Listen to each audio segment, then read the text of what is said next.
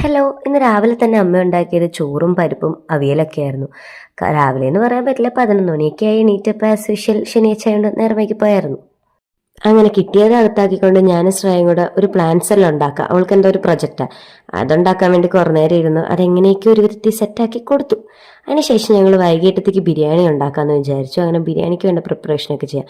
അപ്പോഴാണ് ശ്രേയ ഇത് എനിക്ക് ഉണ്ടാക്കി തന്നെ എന്താണെന്ന് മനസ്സിലായില്ല. കിട്ടിയത് ഞാൻ കഴിച്ചു. പിന്നെ അമ്മ അതേ കുറേ വെജിറ്റബിൾസ് ഒക്കെ ഒരഞ്ഞ് നേരെ കുക്കറിലോട്ട് ഇട്ടിട്ടുണ്ട്. വെജിറ്റബിൾസ് ഒക്കെ കാണുമ്പോൾ പിന്നെ അറിയാമല്ലോ ഇതൊക്കെ തന്നെ.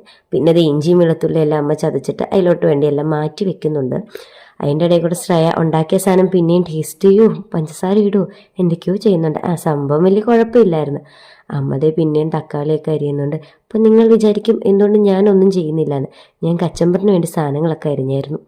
അതിനുശേഷം ശ്രേയ വീഡിയോ എടുക്കുന്നതെന്ന് പറഞ്ഞപ്പോൾ എന്താണെന്ന് ഇളക്കിയേക്കാന്നും പറഞ്ഞു വന്നത്. എന്താ സംഭവം നമുക്കും വലിയ പിടുത്തൊന്നുമില്ല. ശേഷം അമ്മതേ ഇഞ്ചിയും വെളുത്തുള്ളിയും എല്ലാം അതിലോട്ട് ഇടുന്നുണ്ട്. നേരത്തെ അരിഞ്ഞ് തക്കാളി ഇടുന്നുണ്ട്. പിന്നെ നമുക്ക് ഇളക്കാം, ഇളക്കിക്കൊണ്ടേയിരിക്കാം. അതിനുശേഷം എൻ്റെ അമ്മ ബിരിയാണി മസാല ഇടുന്നുണ്ട്. പിന്നെ ഇളക്കാം. പ്രത്യേകിച്ച് വേറെ ഒന്നും ഇനിയിപ്പോൾ ഇതിൽ ചെയ്യാനില്ലല്ലോ, ഇളക്കിക്കൊണ്ടിരിക്കാം.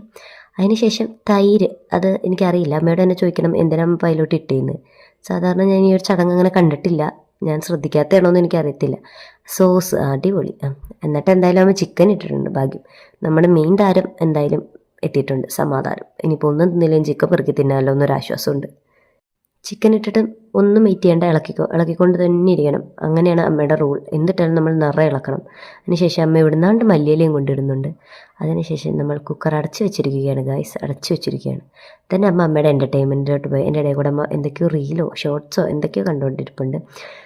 നേരത്തെ അമ്മ അരി കഴുകി അതിൻ്റെ മണ്ടയിലോട്ട് ഇടുന്നുണ്ട്.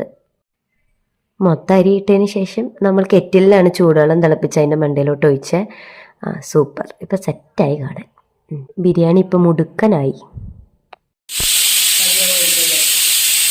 ബിരിയാണി ഏകദേശം സെറ്റായപ്പോൾ അനിയത്തി സാലഡ് ഉണ്ടാക്കാൻ വേണ്ടി സാധനങ്ങളൊക്കെ, ഞാൻ അരിഞ്ഞു വെച്ച സാധനങ്ങളൊക്കെ എടുത്തുകൊണ്ട് വന്ന് അവളുടെ ടിഫിൻ ബോക്സിലോട്ട് തട്ടുന്നുണ്ട്. വേറെ പാത്രം ഒന്നും ഇല്ലാത്തതുകൊണ്ടാന്ന് തോന്നുന്നു.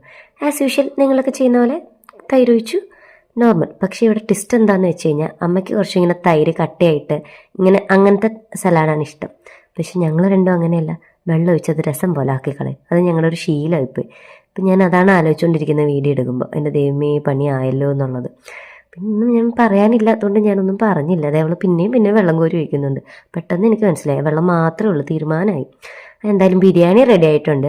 അപ്പം ഇനി എന്തായാലും ബിരിയാണി തിന്നാന്ന് വെച്ചാൽ അമ്മ വരുന്നതിന് മുമ്പ് തിന്നു കഴിഞ്ഞാൽ തീരുമാനമായല്ലോ. അങ്ങനെ ഞാൻ കുറച്ച് ഡെക്കറേഷനൊക്കെ കൊടുത്തു ബിരിയാണിക്ക്.